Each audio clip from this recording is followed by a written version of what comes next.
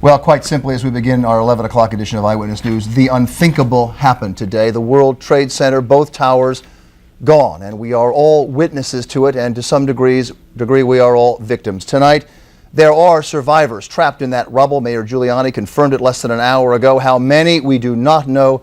Our reporters, as you've seen, have been on the streets all day. We begin with Jim Dolan. He is in the newsroom with the latest for us. Jim? Bill, it was devastating as it unfolded, but only now, hours later, under the harsh lights of rescue vehicles, is the true, horrifying breadth of the terror becoming clear.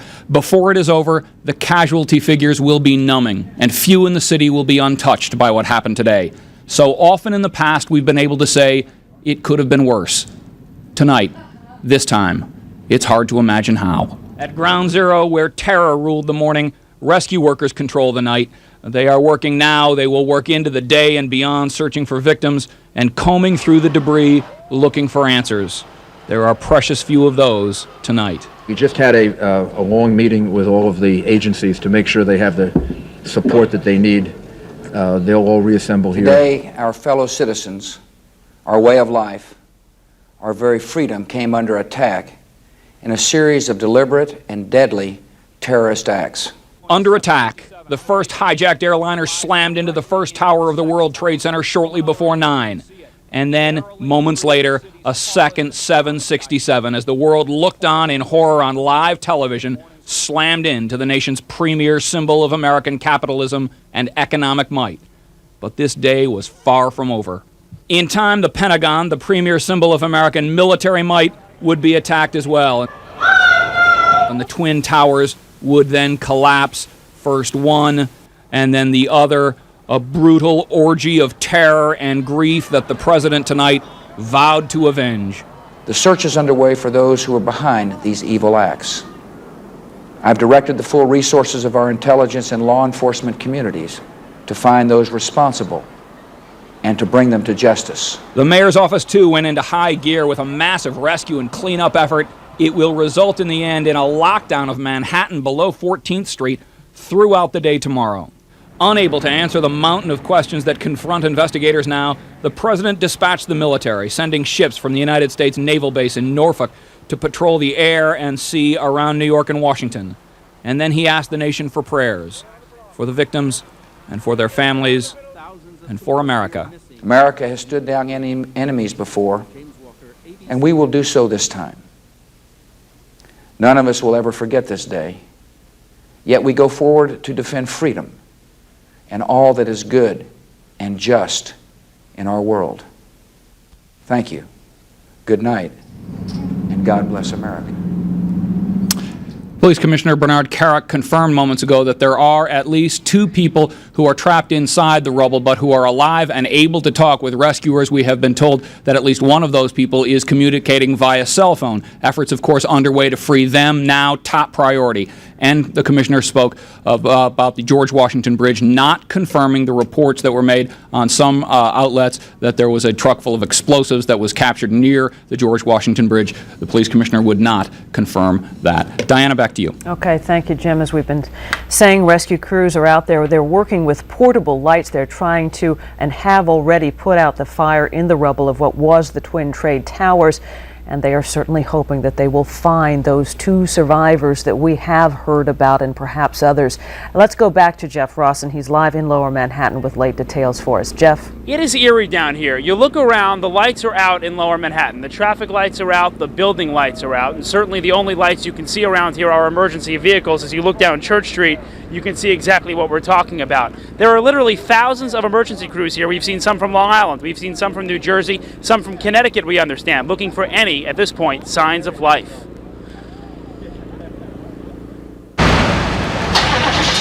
This was the World Trade Center. The work is far from over. A battle they have already lost. Too many good friends we lost. Too many. So many. It's unbelievable. Early estimates are grim. Hundreds of firefighters killed. And even with that and the obvious emotion, they stay and struggle to find some sense of peace. They know that is impossible now. You know, you feel useless. You're down there and you really can't see much. You don't know what's going on. And there are people trapped, laying under the rubble. A triage center set up here to treat the injured closed early because so many people never even made it out. The amount of people coming out is so small, there was no reason to keep the triage open, so we're just ushering them off to hospitals now.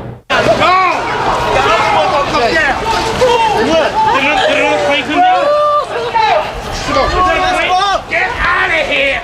And we will never forget this, the explosions, collapse, and black cloud of smoke and dust. Oh my God, this is so terrible. The men and women who made it out know they are the lucky ones. It just went ba-boom, it was like a bomb went off. And it was like holy hell coming down them stairs. And what's so frightening tonight is that the mayor and Bernard Kerik, New York City Police Commissioner, now say there are people underneath that rubble, literally trapped alive. The priority now is getting to them, and they will spend all night doing it, pouring as many lights as they can onto the scene, trying to rescue the survivors. And it's unclear now how many of them there are. Let's continue our live team coverage now with NJ Burkett, also on the scene all day in Lower Manhattan. NJ. And Jeff, as you know, the Twin Towers and everything that was inside them is now strewn across Lower Manhattan. Office workers, the bodies of office workers, the rescue workers who tried to save them are now buried beneath tons of broken glass and twisted steel. The scope of this disaster is impossible to comprehend. What was once the World Trade Center is in ruins. The remains of what was once one of the tallest buildings in the world now cover at least a dozen square blocks. Firefighters continued to pour water on the debris, much of it still smoldering 12 hours after the attack. Several search and rescue teams desperate to get inside have had to wait much of the night, and the agony was obvious. Not knowing whether or not a lot of the rescuers that went in initially made it out, I guess. People I've worked with, people I know. 1 block from the base of the World Trade Center, and the devastation is total. Everything is either burned up or blown out. The streets are an obstacle course of twisted metal, glass, and someone's shoe. Minutes after the attack, it was pandemonium in Lower Manhattan. Grab your guy and get him out. As the fires raged on the upper floors, glass, twisted metal, and airplane parts hurtled to the ground below. We watched helplessly as office workers, desperate to escape the choking smoke, hung from their windows on the 90th floor. At the time, no one expected the towers to collapse. This is as close as we can get to the base of the World Trade Center. You can see the firemen assembled here, the police officers, FBI agents, and you can see the 2 towers. A huge explosion now raining debris on all of us. We better get out of the way! Everyone ran for their lives into the lobby of an office building across the street. Firefighter Louis Caccioli of Engine 47 barely made it out alive. As we came downstairs, we were just dragging people along with us. And then when we came outside, it just blew, the tower blew. And I found the mask on the floor as I was crawling. And I was lucky to make it out here. I heard a plane, low, and I looked out the window. Kathleen Ovino works in an office trailer just down the street. And then I saw flames. I saw flames engulf the whole upper portion, and then I saw the smoke, and then we saw the people jumping. We saw what we thought was debris, and we realized it was people jumping. Go, go! Nearby hotels were evacuated as it became clear that the North Tower would collapse. And within minutes, there was another huge blast. Oh my God, there it goes!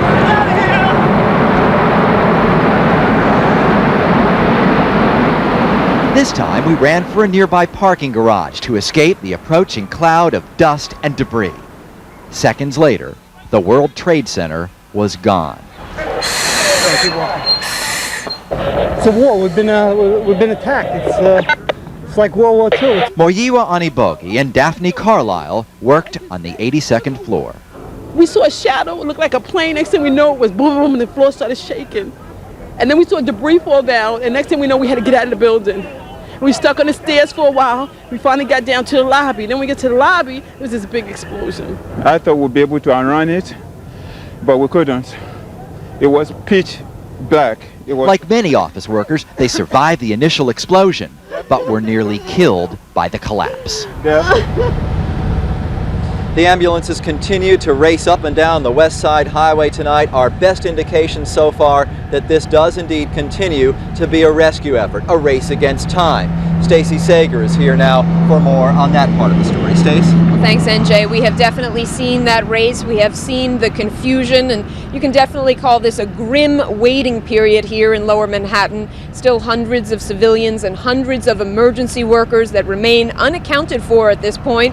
But we also found hundreds of volunteers who raced down here to help those people. But the anger over this day has set in.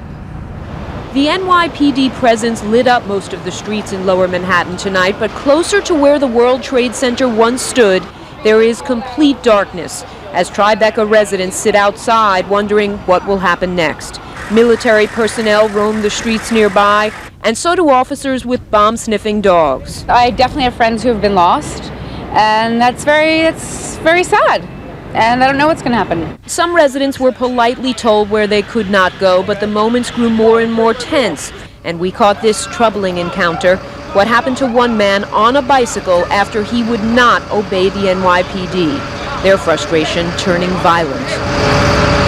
And here along Greenwich Street, we see some of the night's wounded attended to at a triage center composed of hundreds and hundreds of volunteers from all over the tri-state area, ready to provide counseling and emergency medical attention. I do know that there are firemen and police officers that have lost some of their friends that are going to require some counseling. That's why I'm here. We're assuming, we've been told at some point somebody will do some rescue, and when the rescue occurs, that we will be prepared to take care of the victims they bring out.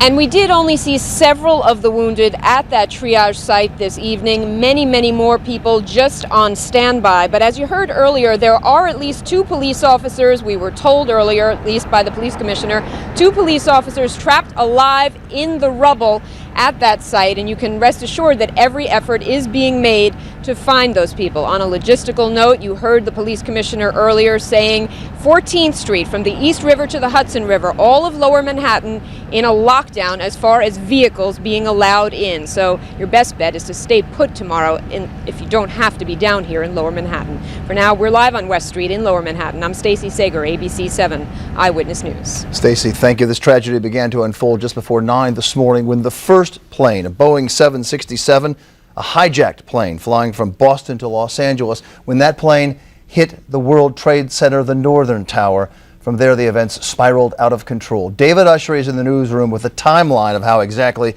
it all happened today. David? Bill, well planned and well executed. Those are the descriptions from law enforcement officials about the events that played out today. It seemed as if the terrorists had a script to follow and wanted to make sure the world was watching. The first blow to the world's superpower came just before 9 this morning, striking at the towering symbol of America's dominance on the world stage. The FBI says an American Airlines jet, Flight 11, out of Boston and headed to Los Angeles, slammed into the North Tower. Flames and smoke billowed from the skyscraper, but the emergency response was swift and evacuations were started to get many people out to safety. Within minutes, the area is flooded with cops and firefighters and EMTs trying to help civilians. And Newscopter 7 and other media outlets are perched as witnesses. This may have been what the attackers were waiting for, because at 9:04, just minutes after the first strike, watch closely at the right of your screen as a second jetliner heads for what even to the untrained eye looks like a surgical strike into the South Tower. Against a backdrop of gentle blue skies, a terrorist arrow pierces the heart of a city and a nation. There were several angles to witness the tragedy, one more horrifying than the next.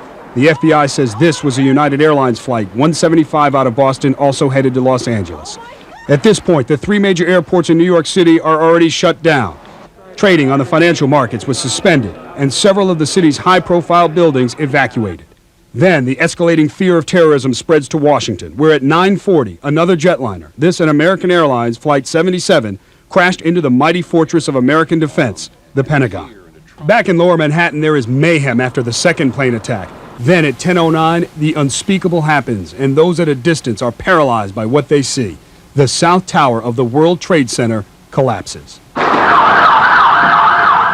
A panic surges through the streets as thousands of people, including many of our reporters, start trying to outrun the storm of concrete and steel.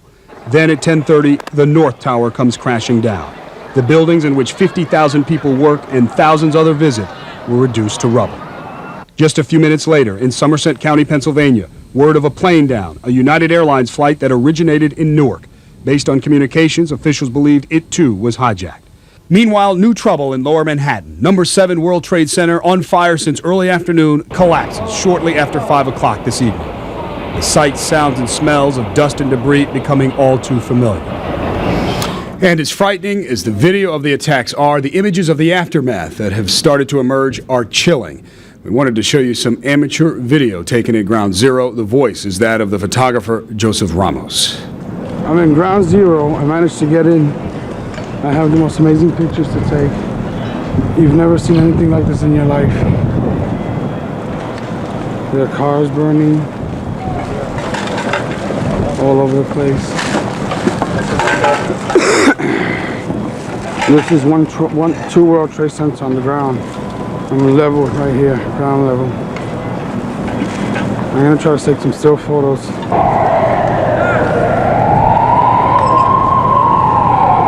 Trees were these rooted, knocked down. It was unbelievable. Dude, this is worse than Pearl Harbor.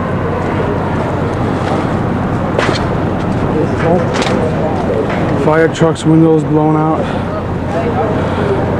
buried in debris.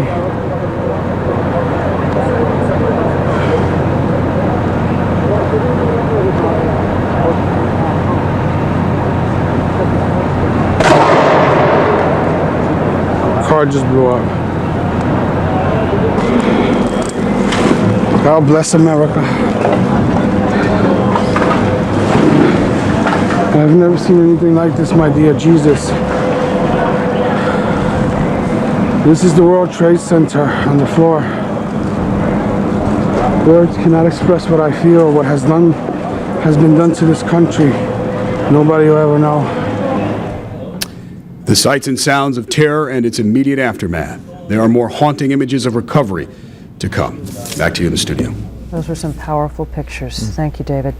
Emergency help, of course, is pouring in from around the metro area to help with the casualties, to help with those injured. A command post has been set up at Liberty State Park, and that is where Tim Fleischer is standing by with the latest for us. Tim. And Diana, tonight they were still bringing the injured over to this triage center that I can show to you just over my shoulder. It's the well lit up section behind me there at Liberty State Park. This apparently has been one of the easiest and certainly one of the more effective ways of treating the many injured by the blast. Even as darkness envelops the Jersey City piers, a stream of ambulances continue to arrive to meet the injured. Here they have set up a triage center in Liberty State Park, the injured ferried across the Hudson. Emergency officials have not released figures on the number of those treated, but activity has been steady all day.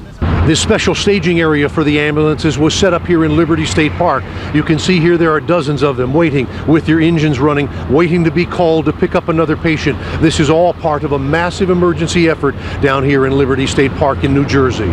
For now, they anxiously wait, huddled in small groups, talking about the extent of this disaster. Also, every 10 minutes, another boat arrives with people who were not injured but are forced to evacuate Lower Manhattan.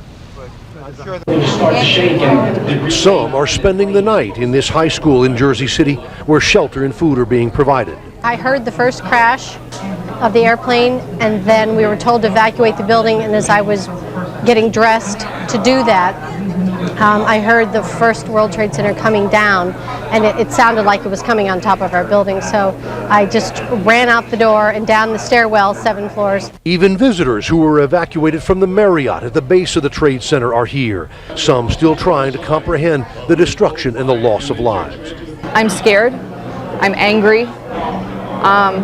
Every time I see what happened, I can't believe that I was lucky enough to survive.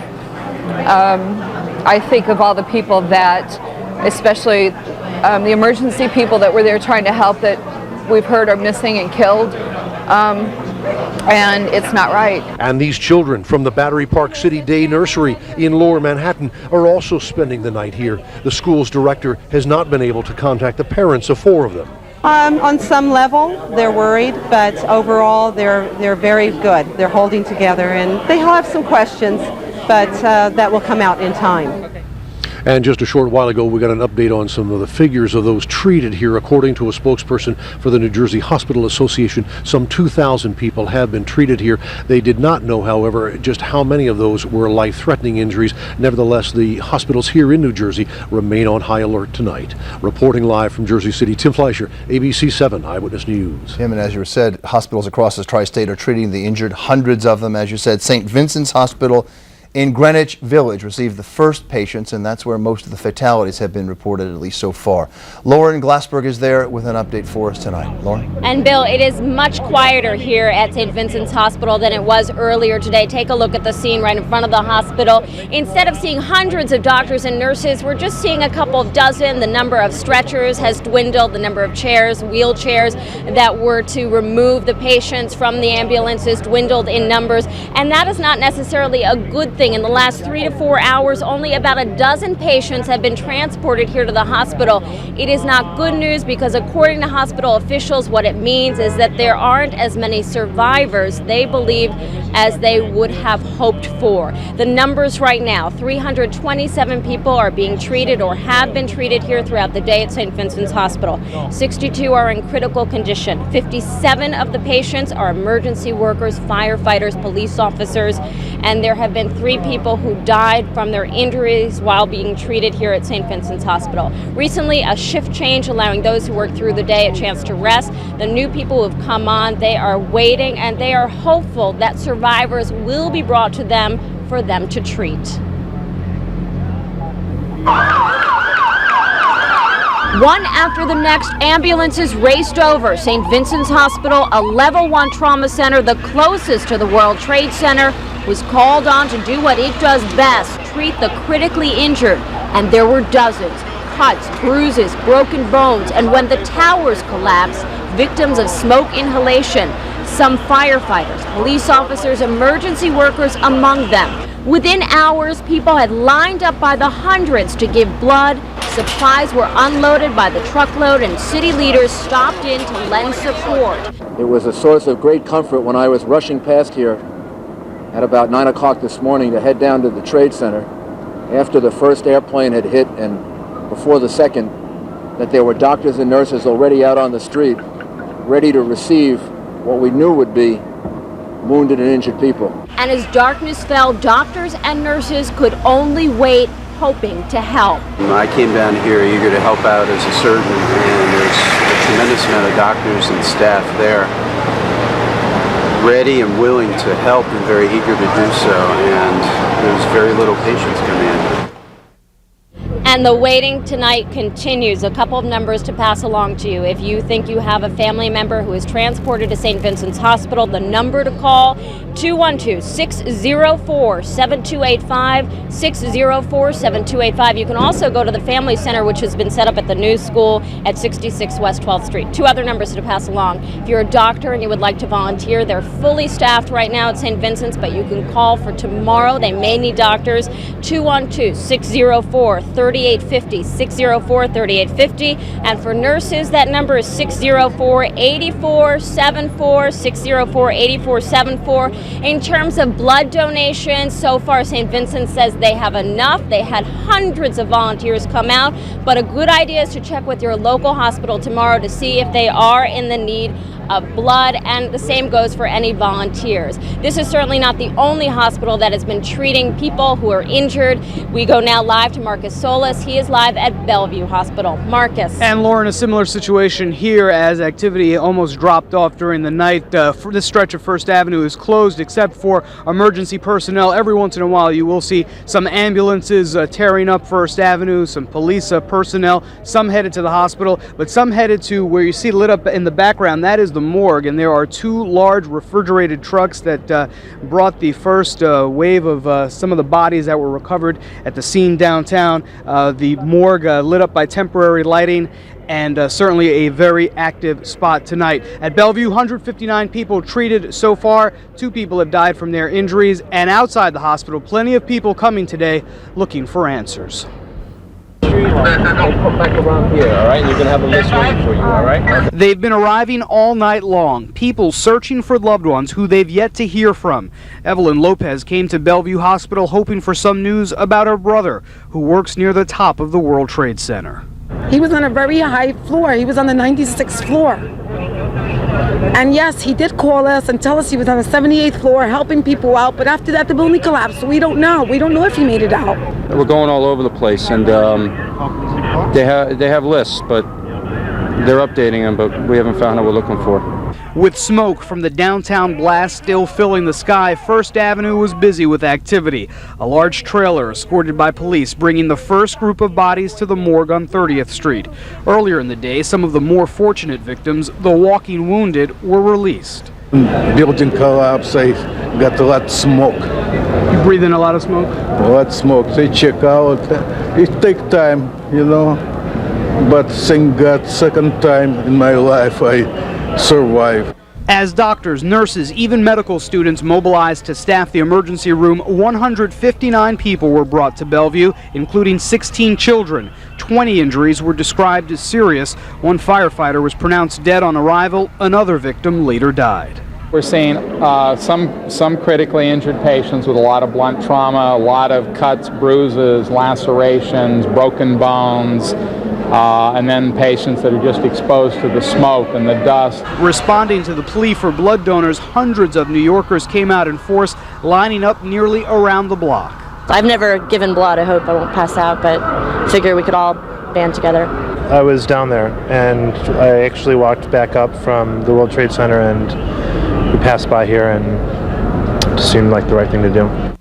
And certainly so many people turned out. In fact, that at one point Bellevue started turning away people. They processed as many as they could for the next 12 hours. However, they say that does not eliminate the need, and there will certainly be a need tomorrow and in the days ahead. So you can check with the blood centers on the east side, the American Red Cross on the west side, where there are still blood donations being accepted. Now, as for information from Bellevue Hospital, if you think you may have a loved one who has been taken to Bellevue Hospital, there certainly is a phone number that has been set up for you to call. The number 212-562-7696. Again, about 160 people treated here.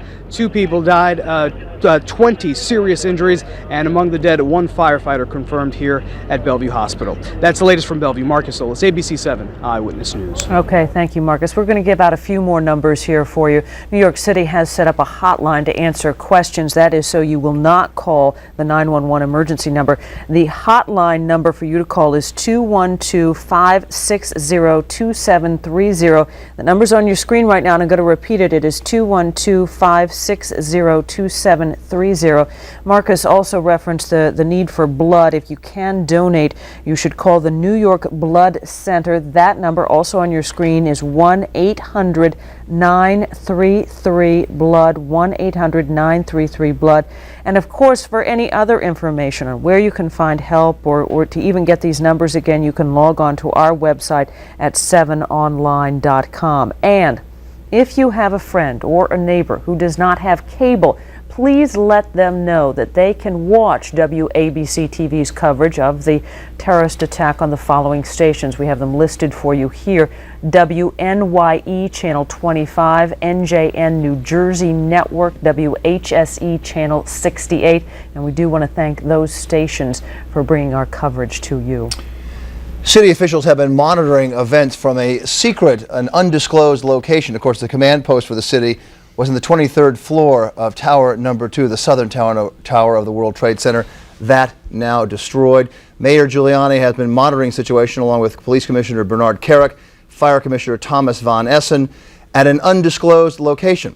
We don't know where it is. Cheryl Fiandaca does. She is there. We're waiting, I understand, Cheryl, another news conference by the mayor. Is that correct?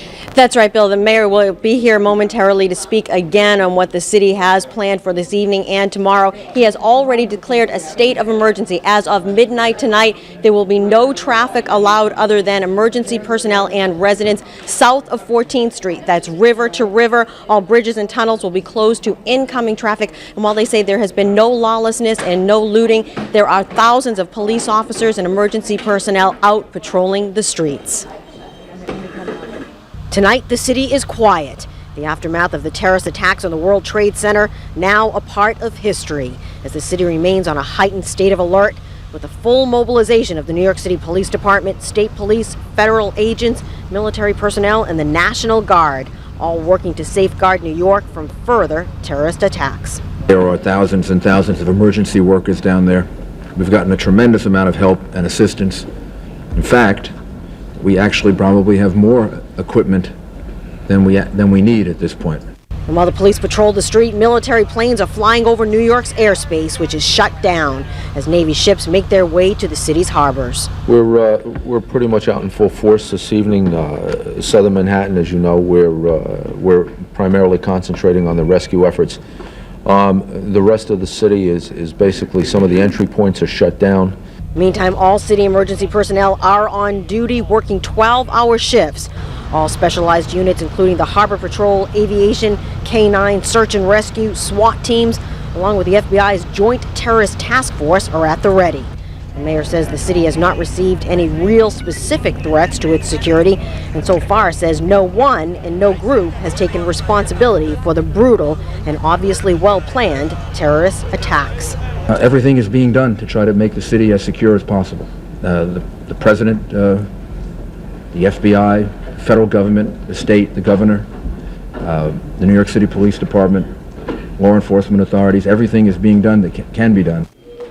Well, the police commissioner says the department is getting hundreds of tips and the Joint Terrorist Task Force is following up on all of them, but so far they say no one and no group has claimed responsibility for today's attacks. We're live at an undisclosed location for security reasons. I'm Cheryl Fiandaca, ABC7 Eyewitness News. Cheryl, very quickly, we of course are awaiting word from the commissioner about this incident or this unconfirmed report about explosives at the GW Bridge. What do you know about that at this point? So far, the police commissioner says there are no reports of any explosives on the George Washington Bridge or under the bridge. He says there is a report that he is trying to follow up on of a van having been stopped on the other side of the bridge in New Jersey, somewhere near the Meadowlands. He says he's still following that up. He says he cannot confirm whether or not that van had any explosives in it. You, both Commissioner Carrick and Mayor Giuliani, fairly emotional earlier tonight when they were talking about some of the fire department chiefs and also the police officers who apparently have died in this. They're not releasing any numbers yet. Do we have any idea when that might happen? We don't have any idea right now. The police commissioner and the mayor say that they hope to have more information tomorrow. They're still trying to sort through who's missing and where they might be. They say they have reports that there are people still alive under the rubble. They say that the fire department has been hit pretty hard with the personnel loss. A couple of the top members of the fire department having been missing and are presumed dead at this point. They say that the numbers of police officers involved that may be missing, injured, or dead will be a much smaller number. All right, Cheryl, we're going to ask you to stand by at this undisclosed location, and when Commissioner Carrick does come out for his press conference, we'll come to you and we can take it then. Thank you. Cheryl Fiandaca reporting on the security around New York City. We want to continue now with our coverage of the victims. Dozens have been treated at the Beekman Downtown Hospital in Lower Manhattan. Nina Pineda has been there all day. She joins us now with late details. Nina? And Bill, we are outside Beekman Downtown Hospital, and the rescue operation has been continuing here. We were just over at the World Trade Concourse Mall, and you can imagine as you get close to the epicenter of where this happened, the devastation is just completely overwhelming. We were seeing over there rescue vehicles completely crushed, covered in debris. The National Guard is there to secure the area. Bulldozers and backhoes are there trying to clear some of that rubble away, looking for the survivors. Some of those survivors have been transported to the nearest hospitals for help. Nightfall on this day of terror brought with it the grave reports from the rescue operation at what is left of the World Trade Center. As the casualties continue to arrive, those helping were...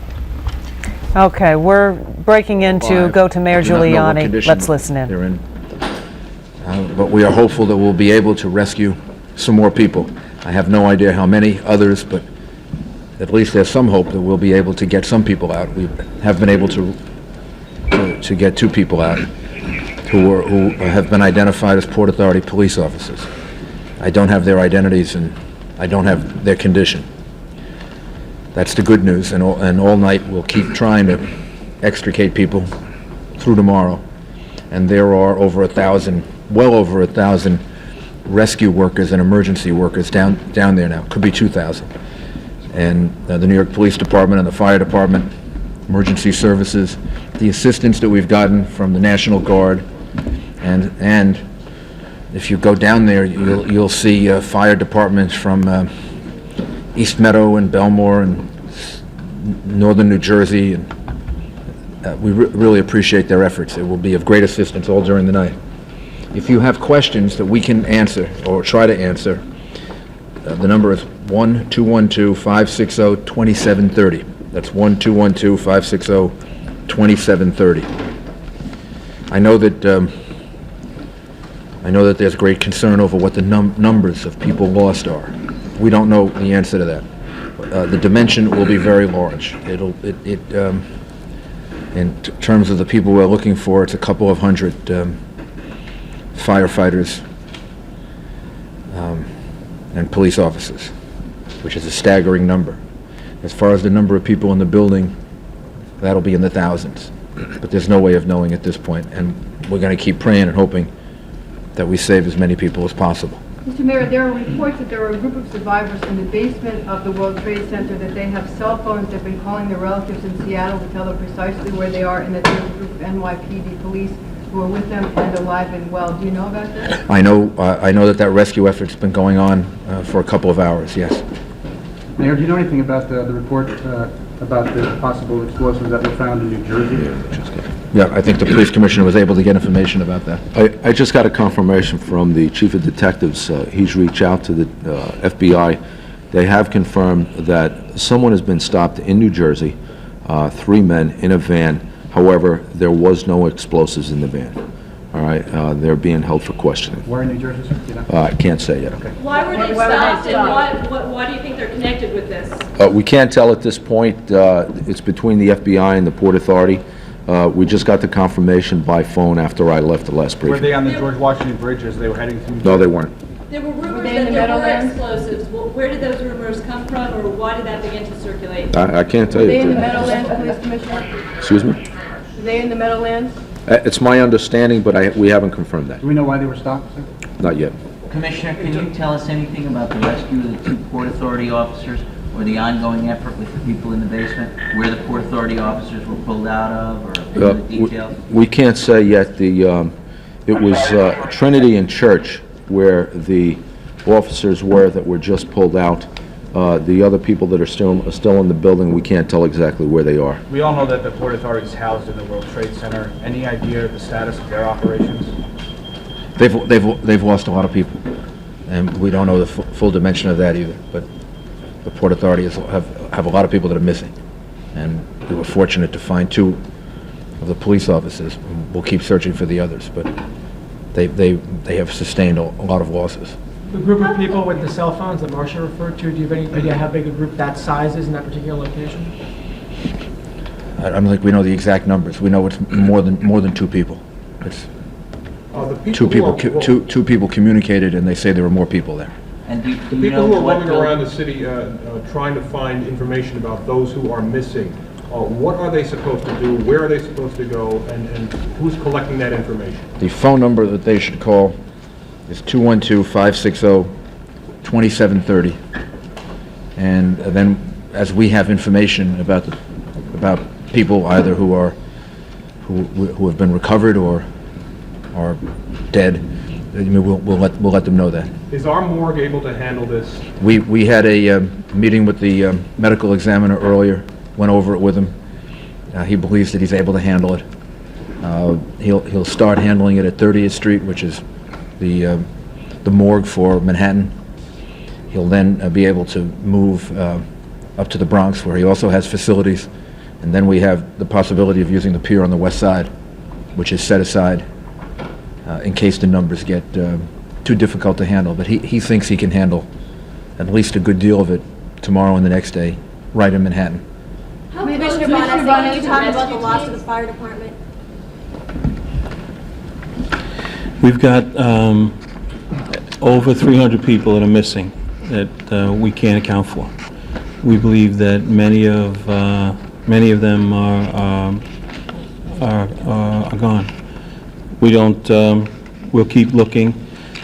We have hundreds of people over there now trying to find as many possible locations that they might be in some way in a void or whatever, and you know, still be able to breathe and still alive. But we believe that most of these people, I think, are going to be unable to pull out. So we'll just keep working on it. And I have a number I'd like to give. We haven't been able to make any contact with the families because we're still unsure of the situation. So the number for the families who haven't spoken to their loved one in the course of this whole horrible day, if they call this number, we'll at least tell them that that this is a person that's missing, or that we have had some contact with this person. The number would be 718-999-2541 is a number that we'll be using at Fire Department headquarters. What about It's just for what firefighters. about Chief Dan? Just for firefighters, firefighters and fire officers, EMS personnel. I would we'll man those numbers. That number will roll over to 10 lines, and we'll be able to just try to give them some information. We don't have a lot, so that's why we haven't been calling them like we would normally do. How close What about the top members of your staff who may have been lost? Deborah Witt. I'm sorry, Deb. What about the top members of your staff who may be lost? We've notified their families already. Spoke to them earlier. How do you feel about that? How do I feel about it? I don't know what to say. We lost people that have given over 40 years. Commissioner Feehan has had every job in the department. Probably the most valuable person in the department. When I got this job, the Mayor and Commissioner Safer said, make sure you keep Bill Feehan. Haven't regretted that one day. He's given a whole life to this department. Chief Gansey, the same thing. Chief of Department, 33 years, 34 years. Ray Downey, we just honored him with a dinner. Almost 40 years of service, world renowned for situations like this, telling me how dangerous it was when we first got there, all the possibilities, everything that he was trying to do to, you know, get the people out. Father Judge, I don't know if you know Father Judge, one of the nicest men you could possibly find in the whole world. We haven't found other people yet either. I don't even want to mention their names. Some of the best people in this department. I can't find anybody from 5 rescues and 7 squads, and it's just it's a devastating thing. I don't know. Well, the fire department will recover, but I don't know how. Commissioner Garrick, in the police department, do you have any idea how many people you're looking for at this time right now? The number we're looking for is in excess of about 32, 33 people. That's what we know as of right now. And for the members, for the family members of the police department, if they have questions or they need to contact us regarding their family members, they can call 718-677-8238. It's the Special Operations Division, and we'll be able to help them as much as possible. How close are rescue? Deborah Peart.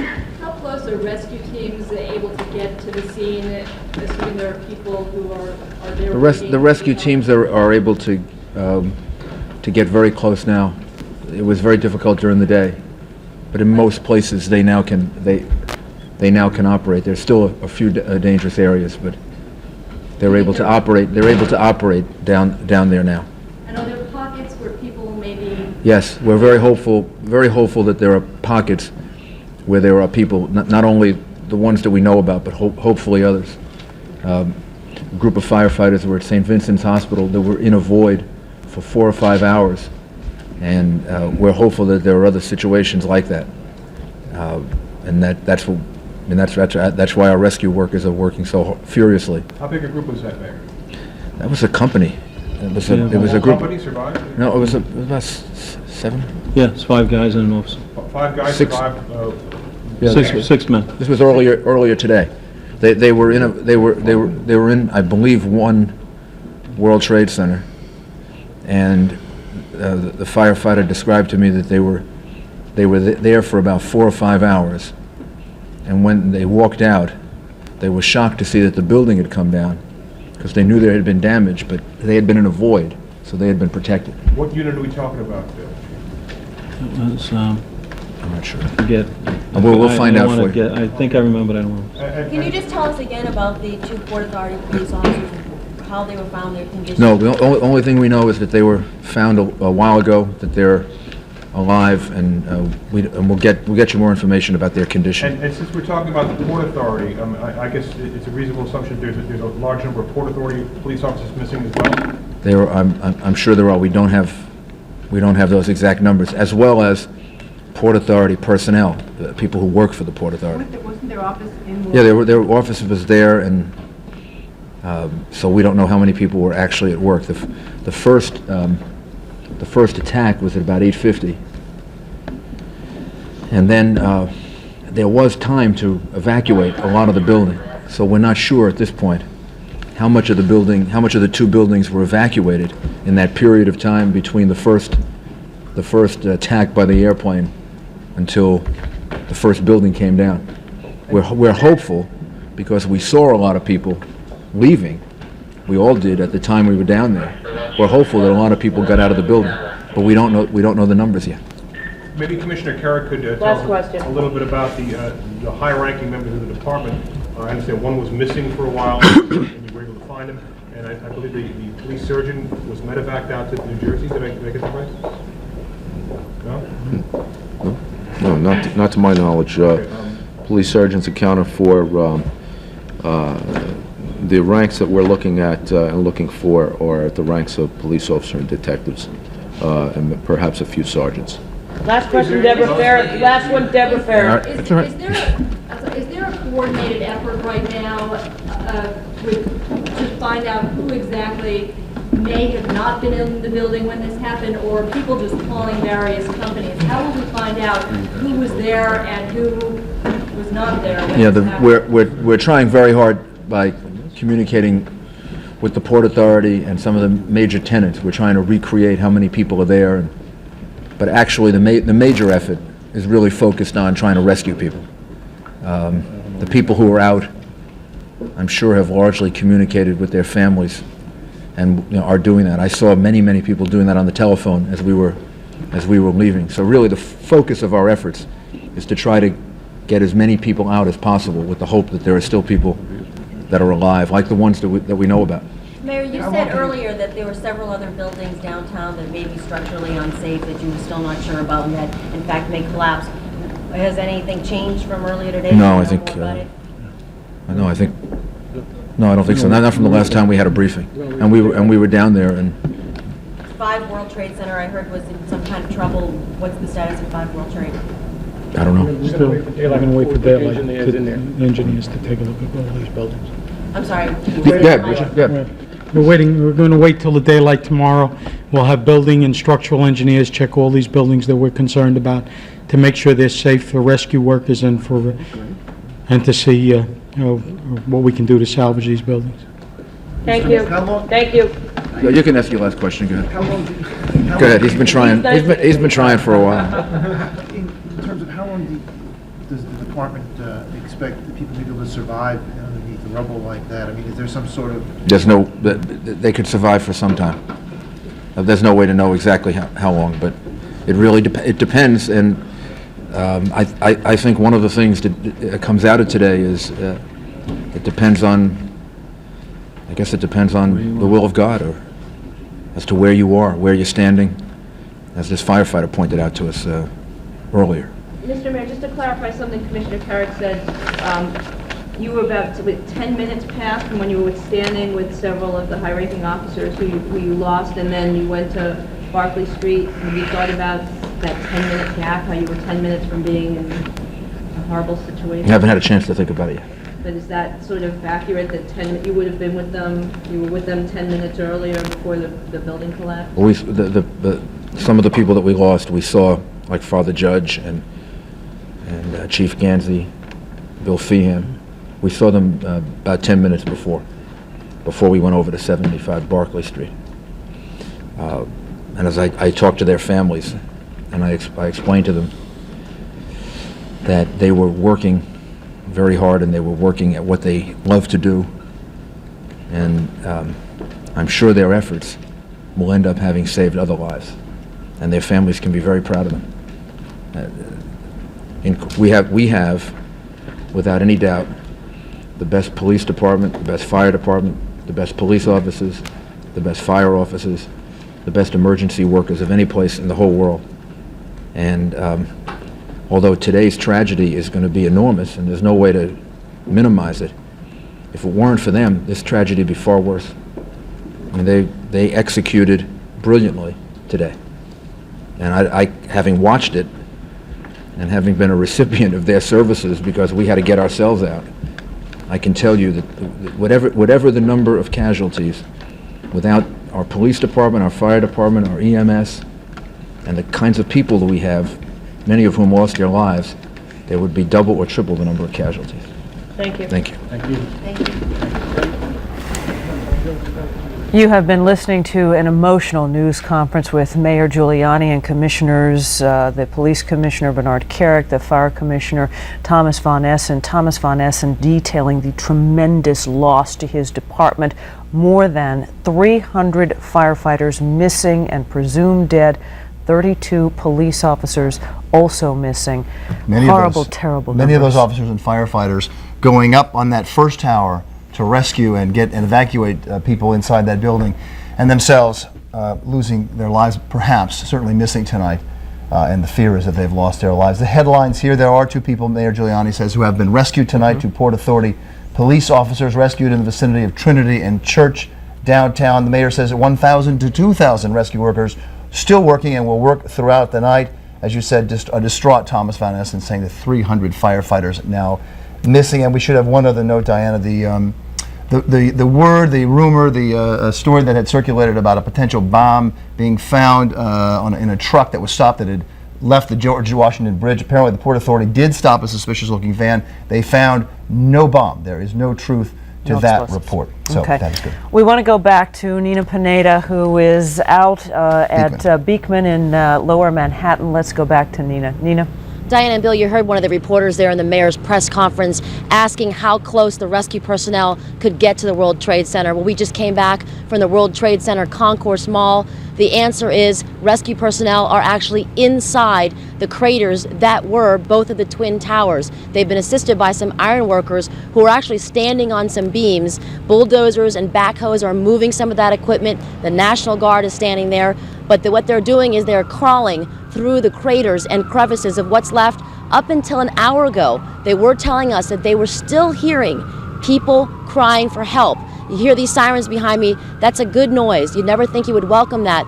That means they are transporting now victims back from what was a silent scene, because hopefully they've been able to move some of those people, have some survivors in their ambulances. We hear some of them coming now, and it was silent, Bill and Diana, for a long time tonight. But now that the ambulances are coming back from the World Trade Center where we just returned from, that means hopefully who's inside? Some survivors, and many of them were brought here to Beekman Downtown Hospital earlier tonight. Nightfall on this day of terror brought with it the grave reports from the rescue operation at what is left of the World Trade Center. As the casualties continue to arrive, those helping were among the critically injured. Those who were looking for survivors trapped 13 hours after the buildings crashed down, who became trapped themselves after building number 7 at the World Trade Center, badly damaged by fire, collapsed. Well, we could just look around and barely see a little bit of light. We saw cops on the floor, firefighters on the floor, people reaching out and begging and saying, please don't leave me here, don't leave me here. I took maybe one guy and put him on the hood of his car that were dead, but most of them were jumping from the building. Whoever these poor souls are, they didn't make it out. Much needed supplies are pouring in as heavy equipment mobilizes to carry the rubble away. Doctors at Beekman Downtown already tending to almost 400 survivors and awaiting many more. They told us they'd be bringing injured over in a while, but we haven't seen anybody for the last hour or so. So I don't know whether or not it's just because it's too difficult to still get into that area or not. As rescuers return from crawling around in what they say is a pitch-black crater, they say the cries for help are becoming more sparse. This ironworker searching for his sister-in-law presumes she is among the dozens, if not hundreds, that are now dead. It's the biggest crawl space we got into, me and my fellow iron worker, what it was, close to 30 by 25 foot gap with 15-foot drop downs. We had no rope to propel down. Basically, we're just, you know, it's a horrible thing. It's a one big crater in the middle of the building. You spot any survivors? No survivors. No survivors whatsoever. No survivors. Again, within the last half an hour, some of the rescue personnel that were there on the scene reported telling us that they are hearing some people crying from the rubble. They were just in the last hour or two able to get some of those bulldozers and some backhoes into the area. The whole area is unstable and unsafe. They've had to really pick their way through what's left of both of the Twin Towers because it's strewn all through the World Concourse Mall and through the park neighboring near that. The numbers here at Beekman Downtown Hospital, they don't have exact numbers. They're telling us they've treated about 300 to 400 people for casualties.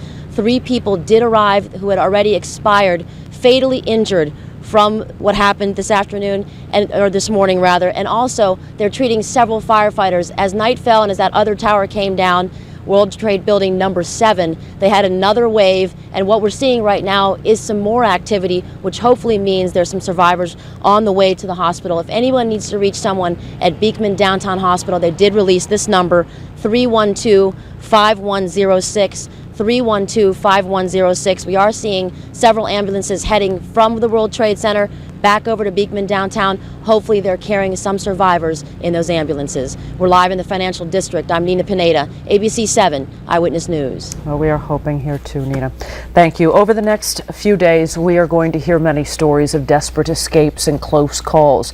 Our own Joe Torres, along with Eyewitness News photographer Glenn Mayros, barely escaped today's terror attack on the trade towers, and they made a frantic run for their lives. Joe is live in Lower Manhattan with his story. Joe? Yes, Diana. Eyewitness News photographer Glenn Mayros, who I had the privilege of working with today. We've now had several hours to sort of reflect, to look back, to look at the personal experience that we lived through today. And perhaps the most gut-wrenching, emotional time for us was when, after what seemed like hours on a cell phone, we finally got through to our wives and our loved ones and updated them. They were in the dark, like many of our colleagues back in the newsroom for a good portion of the day, did not know our whereabouts, did not know our condition. All this today, as we tried to tell a story, we almost became part of it. About 10 o'clock this morning, photographer Glenn Mayros and I stood at 7 World Trade Center, the Twin Towers still piercing the clear blue sky. Moments later, a thunderous rumble. Underground! Let's go! Underground! We started running north on Church Street alongside police officers, FBI agents, emergency workers. We thought the ground below was about to explode.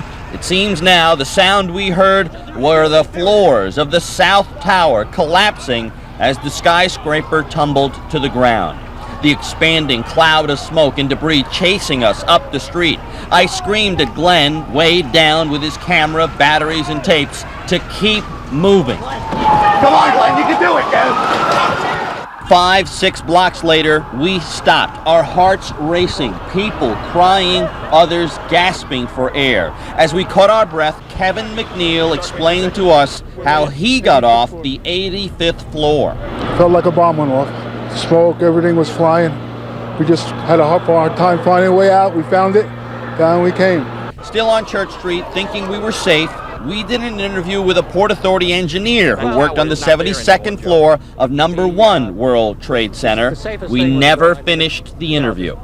They're very strong buildings, as you remember from the blast the last time. So, But what does it take as an engineer to do the job? Oh no!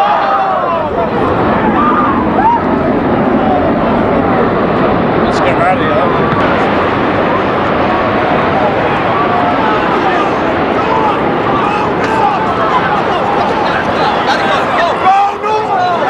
The frantic dash up Church Street resumed after the North Tower came down. When the horror would end, we had no idea. And the horror did not end. Of course, 7 World Trade Center, the building we were leaning on earlier in the day, tonight no longer standing. For those watching, wondering, why we do what we do. We get close to the scene. We try to document as best we can the events as they occur. Tonight, I think both Glenn and I can agree we got a little too close. Live outside the Trauma Center here at St. Vincent Center in Greenwich Village, I'm Joe Torres, ABC 7 Eyewitness News.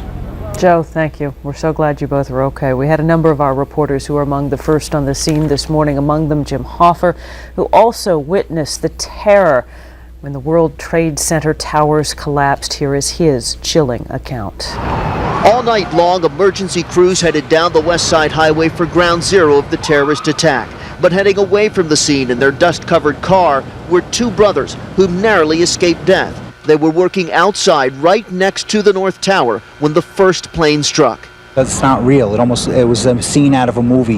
The people running from downtown, running up the streets, no shoes on their feet. Some people had their shirts were ripped off.